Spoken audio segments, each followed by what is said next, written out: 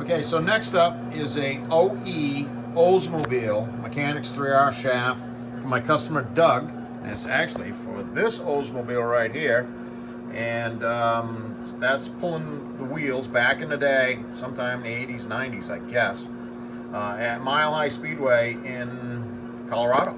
So that's cool, and he upped the game. He brought a picture of his actual car pulling front wheels off the ground, so that's awesome, Doug. So back to cases. This is the OE shaft from that car, and you can see body worked it up some. He's getting the car ready to just be back on the street, and he felt he had a problem. He wanted to look at it, so he asked me to see what was going on with it because he felt he had a vibration, and here's what we're looking at right there. That turns out it's 70 thousandths. We'll slow down here. I've just got the balancer, just the trains locked out. I'll explain that too here in a second. I'm just going to pause the video and shut the balancer off and reset the dial indicator, and we'll indicate that for real, and we'll be right back to it. Okay, so we're going to just run the indicator right here so you can see. Boom, there's, let me come back to 0.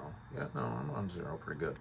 Okay, so once again, no smoke and mirrors. This is just straight up as it's happening, but you can see 0, I mean 70 right there. So that's, I don't know, 10 or 15 times more than we'd want. And we'll talk about the swedge down tubing thing. I've heard several stories about swedge down tubing over the years. Yeah, I'm pretty sure it was just economics. They had to buy miles, trainloads of steel tubing, and they had to buy billions of ends when these cars were hot and heavy, and trucks, pickups, vans, you name it.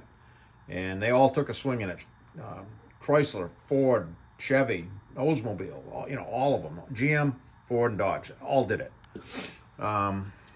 They could force the steel tubing manufacturers to swedge the tubing down. That's 3 1/4, that's 2 3/4.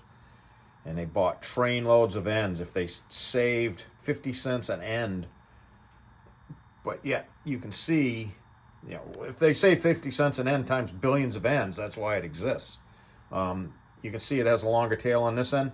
That is so that a certain length tubing could do several different platforms. It was a V8 automatic, a 6-cylinder, or whatever. They clipped this off here, and they changed that. How do I know that?